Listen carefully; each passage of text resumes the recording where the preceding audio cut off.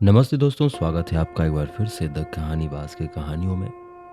हमारी आज की कहानी का नाम है गुनाहों का देवता और आप सुन रहे हैं एपिसोड 3।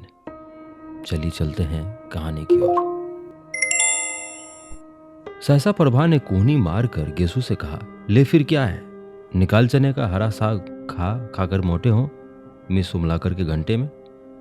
गेसू ने अपने कुर्ते की जेब से बहुत सा साग निकालकर कामिनी और प्रभा को दिया। मिस उमालकर अब शक्कर के हानि लाभ बता रही थी। लंबे रोग के बाद रोगी को शक्कर कम देनी चाहिए। दूध या साबूदाने में ताड़ की मिश्री मिला सकते हैं। दूध तो ग्लूकोज के साथ बहुत स्वादिष्ट लगता है। इतने में जब तक सुधा के पास साग पहुंचा कि फौरन मिस उमालकर ने देख लिया। वो समझ गई ये शरारत गेसू की होगी। मिस गेसू, बीमारी की हालत में दूध काहे के साथ स्वादिष्ट लगता है। इतने में सुधा के मुंह से निकला, साग कहे कि साथ खाएं। और गेसू ने कहा, नमक के साथ। नमक के साथ? मिस उमालकर ने कहा, बीमारी में दूध नमक के साथ अच्छा लगता है। खड़ी हो, कहाँ था ध्यान तुम्हारा? गेसू सन, अच्छा तुम लोग क्लास के बाहर जाओ और आज हम तुम्हारे गार्जियन को खत भेजेंगे। चलो जाओ बाहर। सुधा ने कुछ मुस्कुराते हुए प्रभा की ओर देखा और प्रभा हंस दी। गेसू ने देखा कि मिस उमालकर का पारा और भी चढ़ने वाला है तो वो चुपचाप किताब उठाकर चल दी। सुधा भी पीछे पीछे चल दी। कामिनी ने कहा, खत वत भेजती रहना सुधा, और क्लास ठठाकर हंस पड़ी। मिस उमालकर गुस्से से नीली पड़ गई। क्लास अब खत्म होगी और रजिस्टर उठाकर चल दी। गेसू अभी अंदर ही था कि वो बाहर चली गई और उनके जरा दूर पहुंचते ही गेसू ने बड़ी अदास से कहा, बड़े बेआबरू होकर तेरे कूचे से हम निकले। और सारी क्लास फिर हंसी से गूंज उठी। लड़कियां चिड़ियों की तरह फुर्र हो गईं और थोड़ी ही देर में सुधा और गेसू बैडमिंटन फील्ड के पास वाले छतनार पाकर के नीचे लेटी हुई थी। बड़ी खुशनुमा दोपहरी थी। खुशबू से लदे हल्के हल्के झोंके गेसू की ओढ़नी और गरारे की सिलवटों से आंख मिचोली खेल रहे थे। आसमान में कुछ हल्के रुपहले बादल उड़ रहे थे और जमीन पर बादलों की सांवली छाया दौड़ रही थी। घास के लंबे चौड़े मैदान पर बादलों की छायाओं का खेल बड़ा मासूम लग रहा था।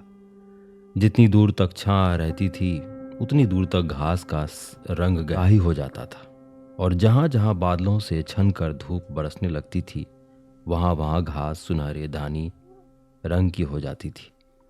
दूर कहीं पर पानी बरसा था और बादल हल्के होकर खरगोश के मासूम स्वच्छंद बच्चों की तरह दौड़ रहे थे।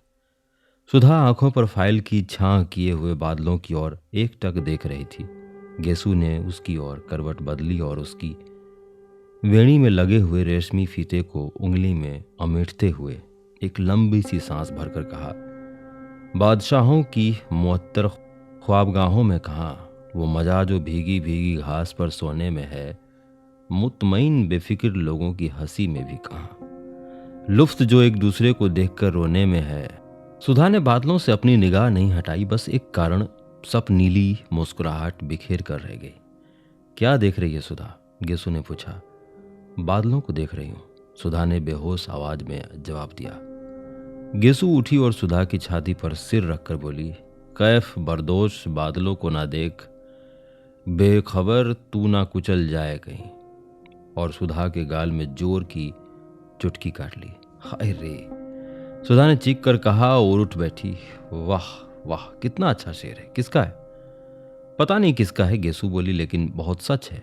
सुधी, आसमां के बादलों के दामन में अपने ख्वाब टांक लेना और उनके सहारे जिंदगी बसर करने का ख्याल है तो बड़ा नाजुक, मगर रानी बड़ा खतरनाक भी है। आदमी बड़ी ठोकरें खाता है, इससे तो अच्छा है कि आदमी को नाजुक ख्याली से साबिका ही ना पड़े। खाते पीते हंसते बोलते आदमी की जिंदगी कट जाए। सुधा ने अपना आंचल ठीक किया और लटों में से घास के तिनके निकालते हुए कहा, गेसू, अगर हम लोगों को भी शादी ब्याह के झंझट में ना फंसना पड़े और इसी तरह दिन कटते जाए तो कितना मजा। हंसते बोलते पढ़ते लिखते घास में लेट कर बादलों से प्यार करते हुए कितना अच्छा लगता है। लेकिन हम लड़कियां की जिंदगी भी क्या, मैं तो सोचती हूँ गेसू कभी ब्याह ही ना करूं।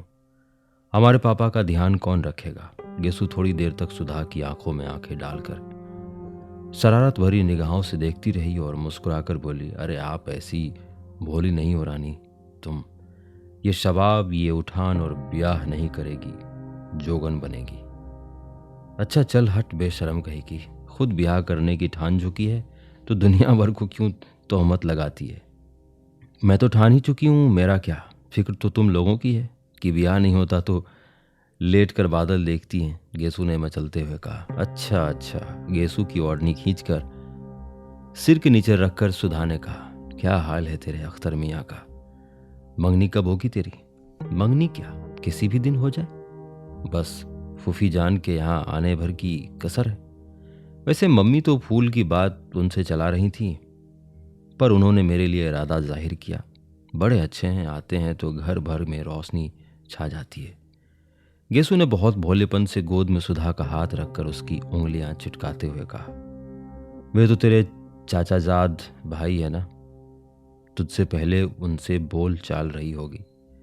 सुधा ने पूछा। हाँ हाँ, खूब अच्छी तरह से। मौलवी साहब हम लोगों के साथ साथ पढ़ते थे और जब हम दोनों सबक भूल जाते थे तो एक दूसरे का कान पकड़कर साथ साथ उठते बैठते थे। गेसू कुछ झेपते हुए बोली।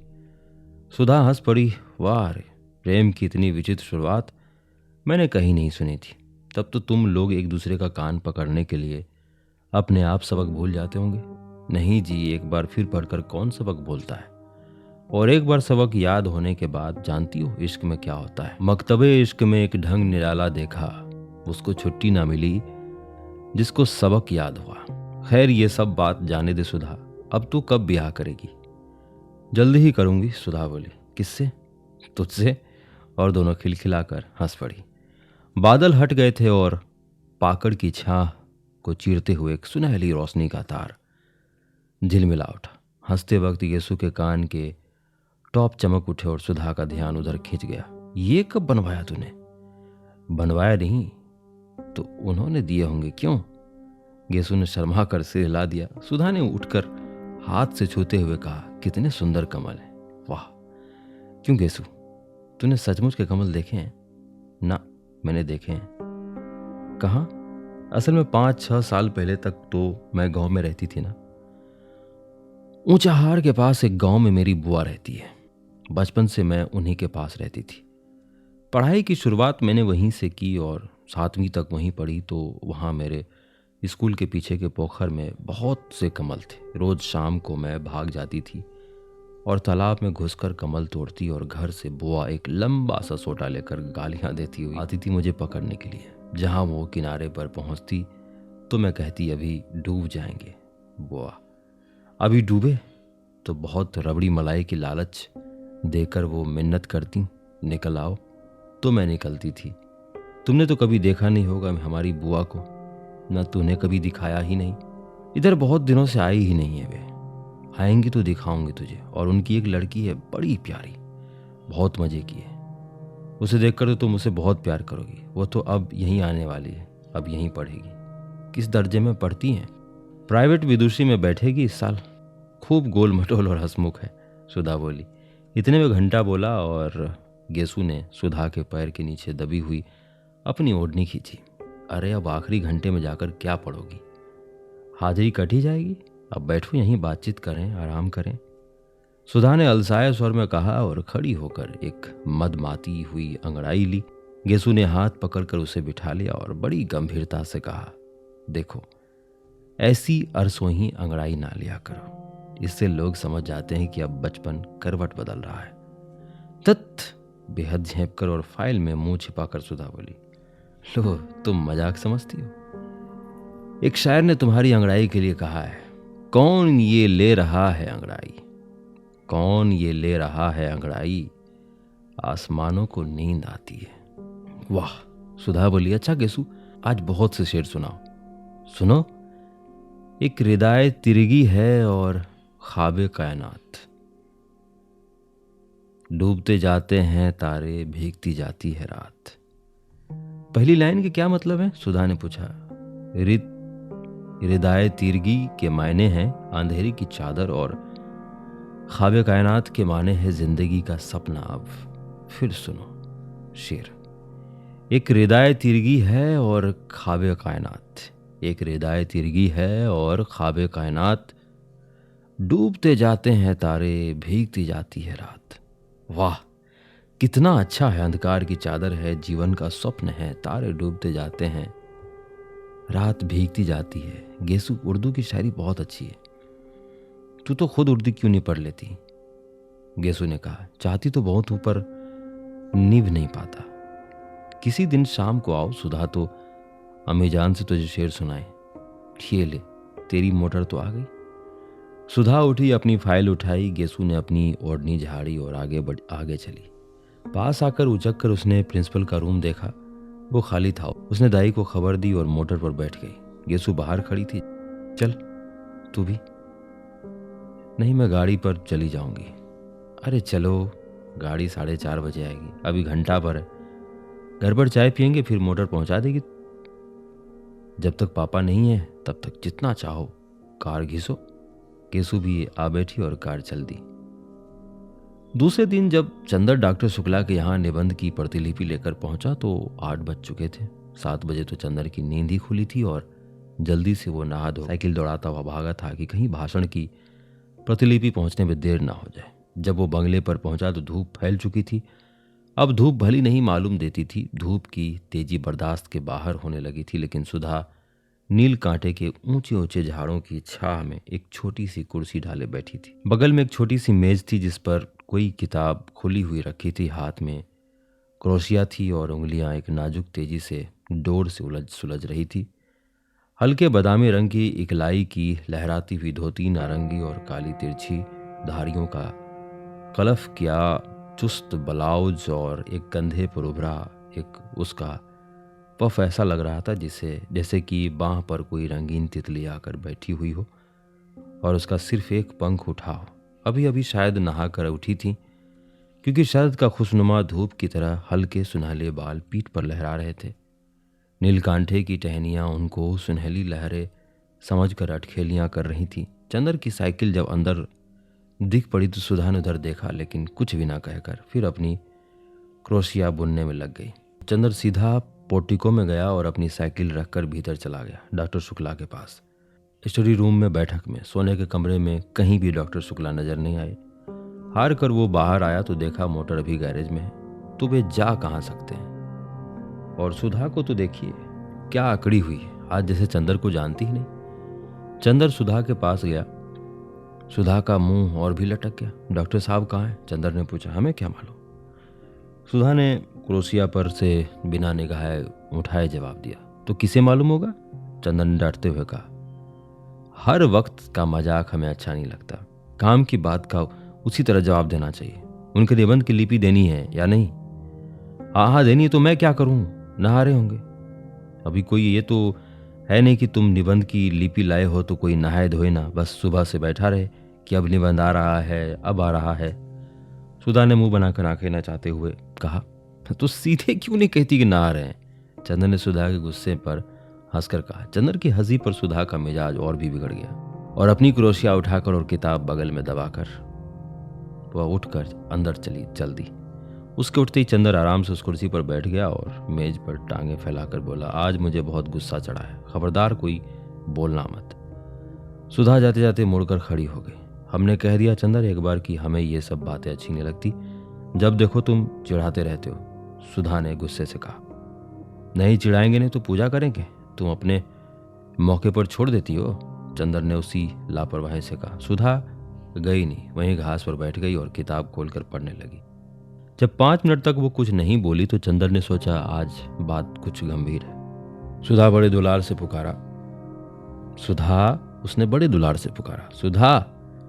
सुधा ने कुछ नहीं कहा मगर 2 बड़े बड़े आंसू टप से नीचे किताब पर गिर गए। अरे क्या बात है सुधा, नहीं बताओगी? कुछ नहीं। बता दो। तुम्हें हमारी कसम। कल शाम को तुम आए नहीं, सुधा रोने की आवाज में बोली। बस इस बात पर इतनी नाराज हो? पागल। हाँ, इस बात पर इतनी नाराज हूं। तुम आओ चाहे 1000 बार ना आओ, इस पर हम क्यों नाराज होंगे? बड़े कहीं के आए, नहीं आएंगे तो इसे हमारा घर बार नहीं है। अपने को जाने क्या समझ लिया है, सुधा ने चिढ़कर जवाब दिया। अरे तो तुम ही तो कह रही थी भाई, चंदर ने हंसकर कहा। तो बात पूरी भी सुनो। शाम को गेसू का नौकर आया था। उसके छोटे भाई हजरत की सालगिरह थी। सुबह कुरान खानी होने वाली थी और उसकी माँ ने बुलाया था। तो गई क्यों नहीं? गई क्यों नहीं? किससे पूछ कर जाती? आप तो इस वक्त आ रहे हैं। जब सब खत्म हो गया, सुधा बोली। तो पापा से पूछ के चली जाती, चंदर ने समझा कर कहा। और फिर गेसू की यहाँ तो यूं अक्सर जाती हो तुम। तो आज तो डांस भी करने के लिए कहा था उसने। फिर बाद में तुम कहते सुधा तुम्हें ये नहीं करना चाहिए, वो नहीं करना चाहिए, लड़कियों को ऐसे रहना चाहिए, वैसे रहना चाहिए, और बैठ के उपदेश पिलाते और नाराज होते। बिना तुमसे पूछे हम कहीं सिनेमा, पिकनिक, जलसों में गए हैं कभी? और फिर आंसू टपक पड़े।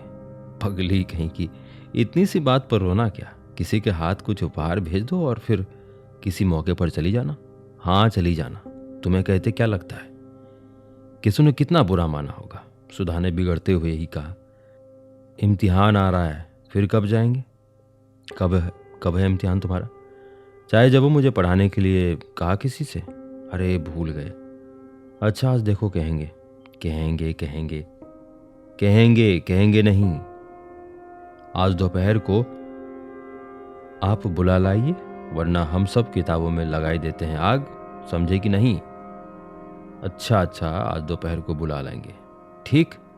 अच्छा, याद आया, बिसरिया से कहूँगा तुम्हें पढ़ाने के लिए, उस रुपये की जरूरत भी है। चंदर ने छुटकारे का कोई रास्ता ना पाकर कहा। आज दोपहर को जरूर से। सुधा ने फिर आंखें नचा कर कहा। लो पापा आ गए, नहाकर जाओ।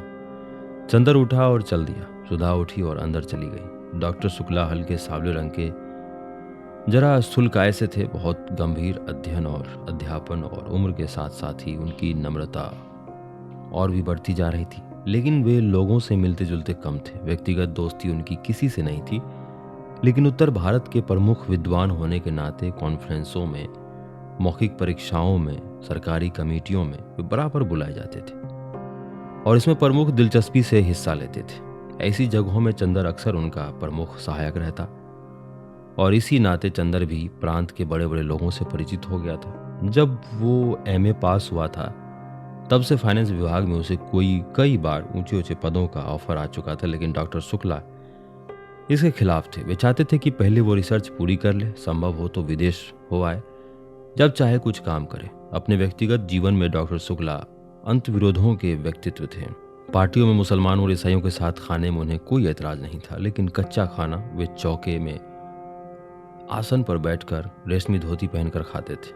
सरकार को उन्होंने सलाह दी कि साधुओं और सन्यासियों को जबरदस्ती काम में लगाया जाए और मंदिरों की जायदादें जब्त कर ली जाए, लेकिन सुबह घंटे भर तक पूजा जरूर करते थे। पूजा पाठ, खान पान, जात पात के पक्के हामी, लेकिन व्यक्तिगत जीवन में कभी ये नहीं जाना कि उनका कौन शिष्य ब्राह्मण है, कौन बनिया, कौन खत्री, कौन कायस्थ। नहाकर वे आ रहे थे और दुर्गा सप्तशती का कोई श्लोक गुनगुना रहे थे। कपूर को देखा तो रुक गए और बोले, हेलो, हो गया वो टाइप? जी हाँ।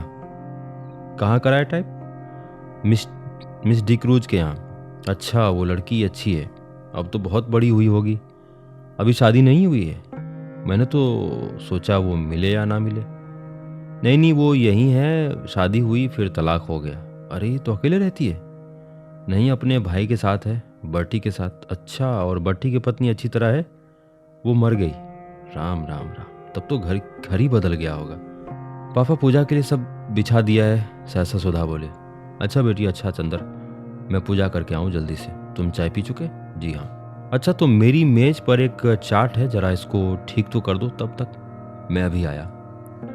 चंदर स्टडी रूम में गया और मेज पर बैठ गया। कोट उतारकर उसने खूंटी पर टांग दिया और नक्शा देखने लगा। पास में एक छोटी सी चीनी की प्याली में चाइना इंक रखी थी और मेज पर पानी। उसने 2 बूंद पानी डालकर चाइना इंक घिसनी शुरू की। इतने में सुधा कमरे में दाखिल। सुनो, उसने चारों ओर देखकर बड़े सशंकित स्वर में कहा और फिर झुककर चंदर के कान के पास मुंह लगाकर कहा, चावल की नान खटाई खाओगे? चावल की नान खटाई खाओगे? ये क्या भला है? चंदर ने इंक घिसते घिसते पूछा। बड़ी अच्छी चीज होती है, पापा को बहुत अच्छी लगती है। आज हमने सुबह अपने हाथ से बनाई थी। खाओगे? सुधा ने बड़े दुलार से पूछा। ले आओ, चंदर ने कहा। ले आए हम। लो, और सुधा ने अपने आंचल में लिपटी हुई 2 नान खटाई निकालकर मेज पर रख दी। अरे तस्तरी में क्यों नहीं लाई? सब धोती में घी लग गया। इतनी बड़ी हो गई, सुअर नहीं जरा सा। चंदर ने बिगड़ कर कहा, छिपा करके लाए हैं, फिर ये सकरी होती हैं कि नहीं? चौके के बाहर कैसे लाते? तुम्हारे लिए तो लाए हैं और तुम ही बिगड़ रहे हो। अंधे को नौन दो, अंधा कहे मेरी आंखें फोड़ी। सुधा ने मुंह बनाकर कहा, खाना है कि नहीं? हाथ में तो हमारे स्याही लगी है। चंदर बोला, हम अपने हाथ से नहीं खिलाएंगे, हमारा हाथ झूठा हो जाएगा। और राम राम, पता नहीं तुम रेस्तरां में मुसलमान के हाथ का खाते होगे। थू थू थू। चंदर हंस पड़ा सुधा की इस बात पर और उसने पानी में हाथ डुबोकर बिना पूछे सुधा के आंचल में हाथ पोंछ दिए स्याही के और बेतकल्लुफी से नान खटाई उठाकर खाने लगा। बस अब धोती का किनारा रंग दिया और यही पहनना है हमें दिन भर। सुधा ने बिगड़ कर कहा, खुद नान खटाई छिपा कर लाए और घी लग गया तो कुछ नहीं, और हमने स्याही पोंछ दी तो मुंह बिगड़ गया। चंदर ने मैपिंग पेन में इंक लगाते हुए कहा, हाँ अभी पापा देखे तो और बिगड़े कि धोती में घी स्याही सब लगाए रहती है। तुम्हें क्या? और उसने स्याही लगा हुआ छोर कस कर कमर में खोस लिया। छी, वही घी में तर छोर कमर में खोस लिया। गंदी कहीं की। चंदन ने चाट की लाइन ठीक करते हुए कहा, गंदी है तो तुमसे मतलब?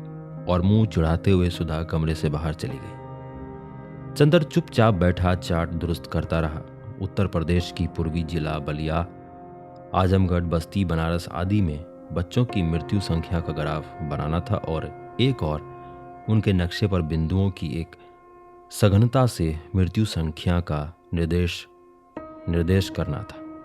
चंदर की एक आदत थी, वो काम में लगता था तो भूत की तरह लगता था, फिर उसे दीन दुनिया किसी की खबर नहीं रहती थी। खाना पीना तन बदन किसी का होश नहीं रहता था। इसका एक कारण था, चंदर उन लड़कों में से था जिनकी जिंदगी बाहर से बहुत हल्की फुल्की होते हुए भी अंदर से बहुत गंभीर और अर्थमयी होती है, जिनके सामने एक स्पष्ट उद्देश्य, एक लक्ष्य होता है, बाहर से चाहे जैसे होने पर भी अपने आंतरिक सत्य के प्रति घोर ईमानदारी, ये इन लोगों की विशेषता होती है।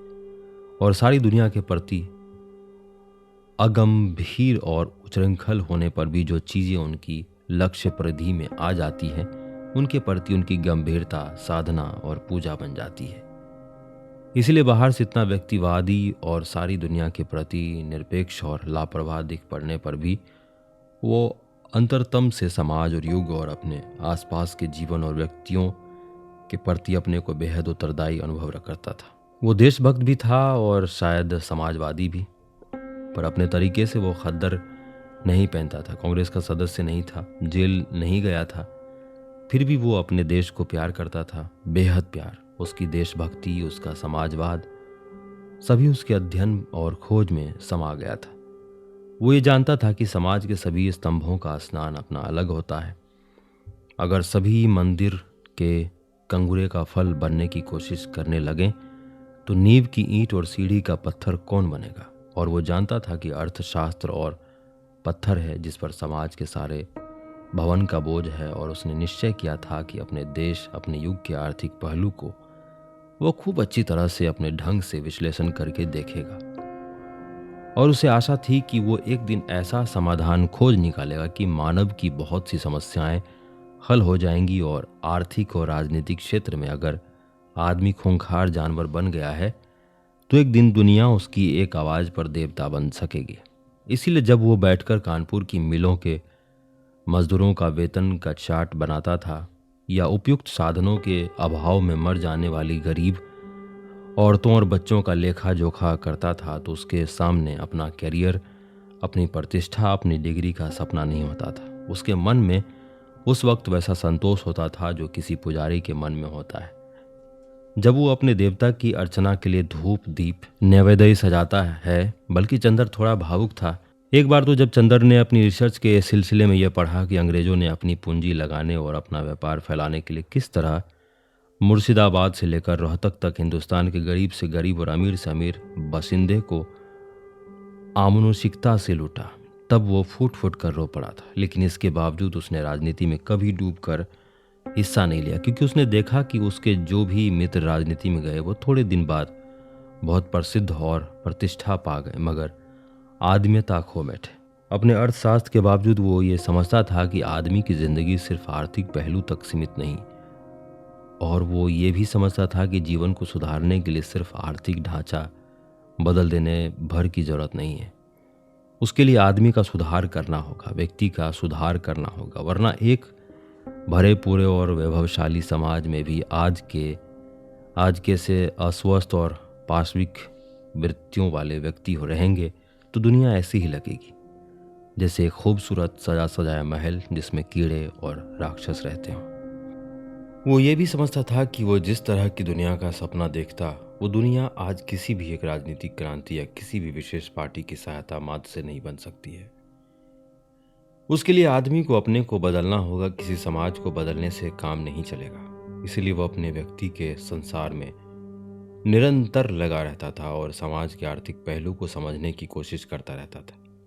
यही कारण है कि अपने जीवन में आने वाले व्यक्तियों के प्रति वो बेहद ईमानदार रहता था और अपने अध्ययन और काम के प्रति वो सचेत और जागरूक रहता था। और वो ये अच्छी तरह समझता था कि इस तरह वो दुनिया को उस ओर बढ़ाने में थोड़ी सी मदद कर रहा है। चूंकि अपने में भी वो सत्य की वही चिंगारी पाता था, इसीलिए कवि या दार्शनिक ना होते हुए भी वो इतना भावुक, इतना दृढ़ चरित्र, इतना सशक्त और इतना गंभीर था। और काम तो अपना वो इस तरह करता था जैसे वो किसी की एकाग्र उपासना कर रहा हो। इसीलिए जब वो चार्ट के नक्शे पर कलम चला रहा था तो उसे मालूम नहीं हुआ कि कितनी देर से डॉक्टर शुक्ला आकर उसके पीछे खड़े हो गए। वाह, नक्शे पर तो तुम्हारा हाथ बहुत अच्छा चलता है, बहुत अच्छा। अब उसे रहने दो, लाओ देखें तुम्हारा काम कैसा चल रहा है। आज तो इतवार है ना। डॉक्टर शुक्ला पास की कुर्सी पर बैठकर बोले, चंदर, आजकल मैं एक किताब लिखने की सोच रहा हूँ। मैंने सोचा कि भारतवर्ष की जाति व्यवस्था का नए वैज्ञानिक ढंग से अध्ययन और विश्लेषण किया जाए। तुम इसके बारे में क्या कहते हो? व्यर्थ है, जो व्यवस्था आज नहीं तो कल चूर चूर होने जा रही है, उसके बारे में तुम्हार बांधना और समय बर्बाद करना बेकार है। चंदर ने बहुत आत्मविश्वास से कहा, यही तो तुम लोगों की खराबी है। कुछ थोड़ी सी खराबियां जाति व्यवस्था की देख ली और उसके खिलाफ हो गए। एक रिसर्च स्कॉलर का दृष्टिकोण ही दूसरा होना चाहिए। फिर हमारे भारत की प्राचीन सांस्कृतिक परंपराओं को तो बहुत ही सावधानी से समझने की आवश्यकता है। यह समझ लो कि मानव जाति दुर्बल नहीं है। हमने विकास क्रम में वो उन्हीं संस्थाओं, रीति रिवाजों और परंपराओं को रहने देती है जो उसके अस्तित्व के लिए बहुत आवश्यक होती है। अगर वे आवश्यक ना हुई तो मानव उससे छुटकारा मांग लेता है। यह जाति व्यवस्था जाने कितनी सालों से हिंदुस्तान में कायम है। क्या यही इस बात का प्रमाण नहीं कि यह बहुत सशक्त है, अपने में बहुत जरूरी है? अरे हिंदुस्तान की भली चलाई। चंदर बोला, हिंदुस्तान में तो गुलामी कितने दिनों से कायम है, तो क्या वो भी जरूरी है? बिल्कुल जरूरी है। डॉक्टर शुक्ला बोले, मुझे भी हिंदुस्तान पर गर्व है। मैंने कभी कांग्रेस का काम किया, लेकिन मैं इस नतीजे पर पहुंचा हूं कि जरा सी आज़ादी अगर मिलती है हिंदुस्तानियों को तो वे उसका भरपूर दुरुपयोग करने से बाज नहीं आते, और कभी भी ये लोग अच्छे शासक नहीं निकलेंगे। अरे नहीं, ऐसी बात नहीं है। हिंदुस्तानियों को ऐसा बना दिया है अंग्रेजों ने, वरना हिंदुस्तान ने तो चंद्रगुप्त और अशोक पैदा किए थे। और रही जाति व्यवस्था की बात, तो मुझे तो स्पष्ट दिख रहा है कि जाति व्यवस्था टूट रही है।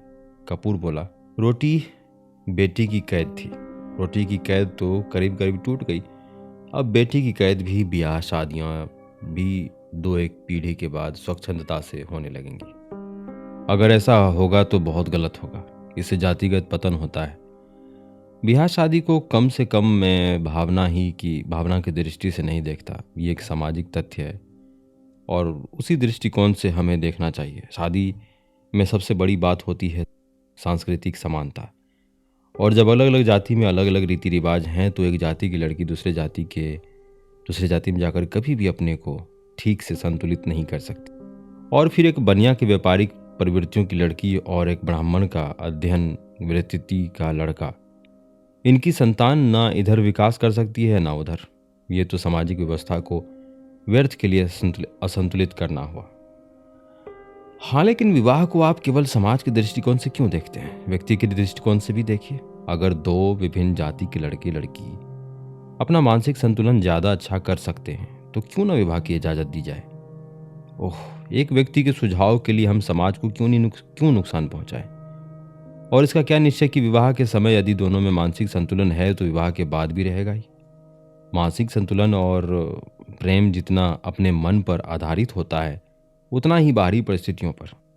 क्या जाने विवाह के वक्त की परिस्थिति का दोनों के मन पर कितना प्रभाव है और उसके बाद संतुलन रह पाता है या नहीं। और मैंने तो लव मैरिज को असफल ही होते देखा है। बोलो है या नहीं? डॉक्टर शुक्ला ने कहा। हाँ, प्रेम विवाह अक्सर असफल होते हैं, लेकिन संभव है वो प्रेम ना होता हो। जहाँ सच्चा प्रेम होगा वहाँ कभी असफल विवाह नहीं होंगे। चंदर ने बहुत साहस करके कहा। उफ, ये सब साहित्य की बातें हैं। समाजशास्त्र की दृष्टि से ये एक वैज्ञानिक दृष्टि से देखो। अच्छा खैर, अभी मैंने उसकी रूपरेखा बनाई है, लिखूंगा, तुम सुनते चलना। लाओ, वो निबंध कहाँ है? डॉक्टर शुक्ला बोले। चंदर ने उन्हें टाइप की हुई प्रतिलिपि दे दी। उलट पुलट कर डॉक्टर शुक्ला ने देखा और कहा, ठीक है। अच्छा चंदर, अपना काम इधर ठीक ठीक कर लो, अगले इतवार को लखनऊ कॉन्फ्रेंस में चलना है। अच्छा, कार पर चलेंगे या ट्रेन से? ट्रेन से। अच्छा। घड़ी देखते हुए उन्होंने कहा, अब जरा मैं काम से चल रहा हूँ, तुम ये चार्ट बना डालो और एक निबंध लिख डालना। पूर्वी जिलों में शिशु मृत्यु, प्रांत के स्वास्थ्य विभाग ने एक पुरस्कार घोषित किया है। डॉक्टर शुक्ला चले गए। चंदर ने फिर चार्ट में हाथ लगाया। चंदर के जाने के जरा ही देर बाद पापा आए और खाने बैठे। सुधा ने रसोई की रेशमी धोती पहनी और पापा को पंखा झेलने बैठ गई। सुधा अपने पापा की सिर चढ़ी दुलारी बेटियों में से थी और इतनी बड़ी हो जाने पर भी वो दुलार दिखाने से बाज नहीं आती थी। फिर आज तो उसने पापा की फिर नान खटाई अपने हाथ से बनाई थी। आज तो दुलार दिखाने का उसका हक था और भली बुरी हर तरह की जिद को मान लेना करना ये पापा की मजबूरी थी। मुश्किल से डॉक्टर साहब ने अभी 2 कौर खाए होंगे कि सुधा ने कहा, नान खटाई खाओ पापा। डॉक्टर शुक्ला ने एक नान खटाई तोड़कर खाते हुए कहा, बहुत अच्छी है। खाते खाते उन्होंने पूछा, सोमवार को कौन सा दिन है सुधा? सोमवार को कौन दिन है?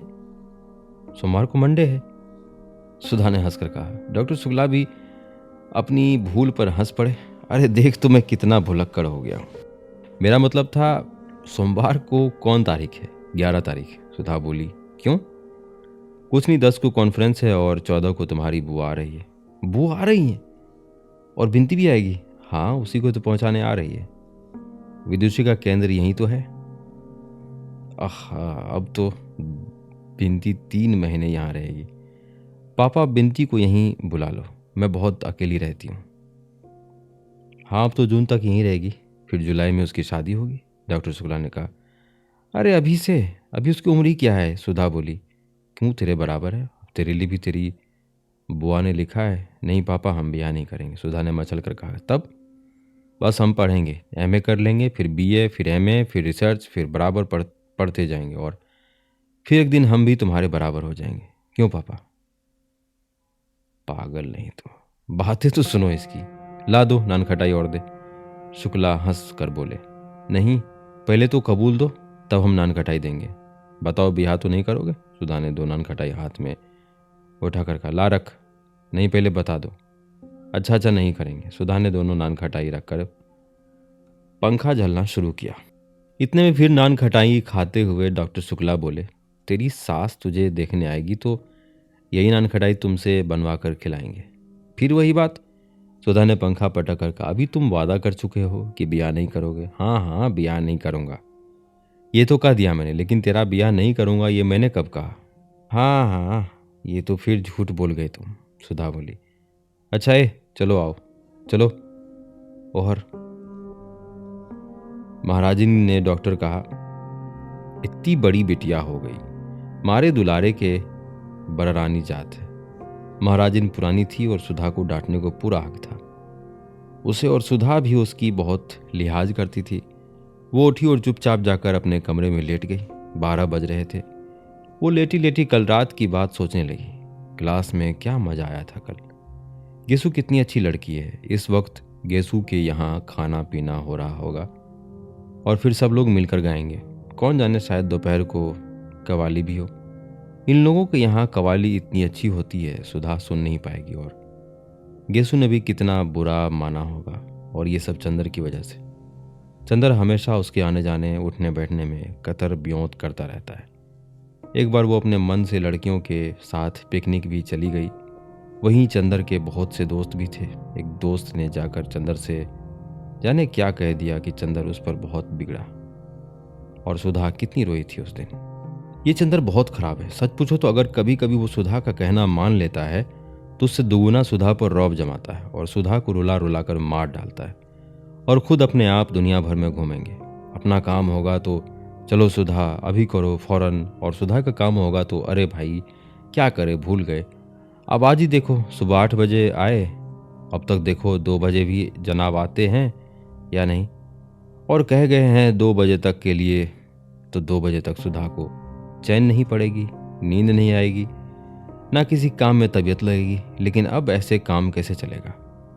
इम्तिहान को कितने थोड़े दिन रह गए और सुधा की तबीयत सिवा पोइट्री के और कुछ पढ़ने में लगती ही नहीं। कब से वो चंदर से कह रही है थोड़ा सा इकोनॉमिक्स पढ़ा दो, लेकिन ऐसा स्वार्थी है कि बस चाय पी लो, नान खटाई खा ली, रुला लिया और फिर अपने मस्त साइकिल पर घूम रहे हैं। यही सब सोचते सोचते सुधा को नींद आ गई, और 3 बजे जब गेसु आई तो भी सुधा सो रही थी। पलंग के नीचे DMC का गोला खुला हुआ था और तकिए के पास क्रोसिया पड़ी थी। सुधा थी बड़ी प्यारी, बड़ी खूबसूरत, और ख़ास तौर से उसकी पलकें तो अपराजिता के फूलों की को मात करती थी, और थी इतनी गोरी गुदकारी कि कहीं पर दबा दो तो फूल खिल जाते। मुंगियां होठों पर जाने कैसा अछूता गुलाब मुस्कुराता था, और बाहें तो जैसे बेले की पंखुड़ियों की बनी हो। गेसु आई, उसके हाथ में मिठाई थी जो उसकी माँ ने सुधा के लिए भेजी थी। वो पल भर खड़ी रही और फिर उसने मेज पर मिठाई रख दी और क्रोशिया से सुधा की गर्दन गुदगुदाने लगी। सुधा ने करवट बदल ली। गेसु ने नीचे पड़ा हुआ डोरा उठाया और आहिस्ते से उसका चुटीला डोरे के एक छोर से बांधकर दूसरा छोर मेज के पाए से बांध दिया, और उसके बाद बोली, सुधा सुधा उठो। सुधा चौंक कर उठ गई और आंखें मलते मलते बोली, अब 2 बजे हैं, लाए उन्हें या नहीं? ओहो, उन्हें लाया है या नहीं? किसे बुलाया था रानी? 2 बजे? जरा हमें भी तो मालूम हो। गेसु ने बाह में चुटकी काटते हुए पूछा। उफ़, सुधा बाँ झटक कर बोली, मार डाला बेदर्द कहीं की। ये सब अपने उन्हीं अख्तर मियाँ को दिखाया कर। और जो ही सुधा ने सिर ढकने के लिए पल्ला उठाया तो देखा कि चोटी डोर में बंधी हुई है। इसके पहले कि सुधा कुछ कहे, गेसु बोली, या सनम, जरा पढ़ाई तो देखो।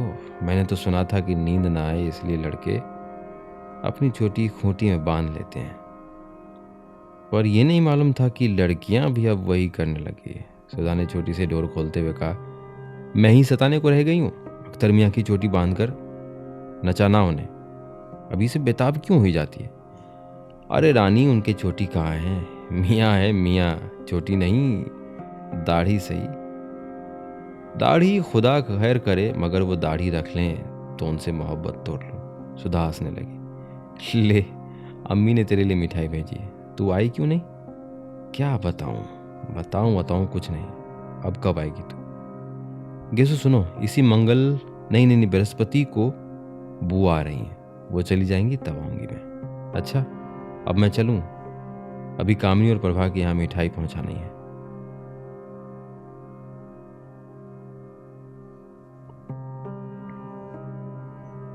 हमारी आज की कहानी में बस इतना ही। मैं आशा करता हूँ आपको ये कहानी पसंद आ रही होगी, तो इसी तरह बने रहिए हमारे साथ और सुनते रहिए द कहानी बाज। धन्यवाद।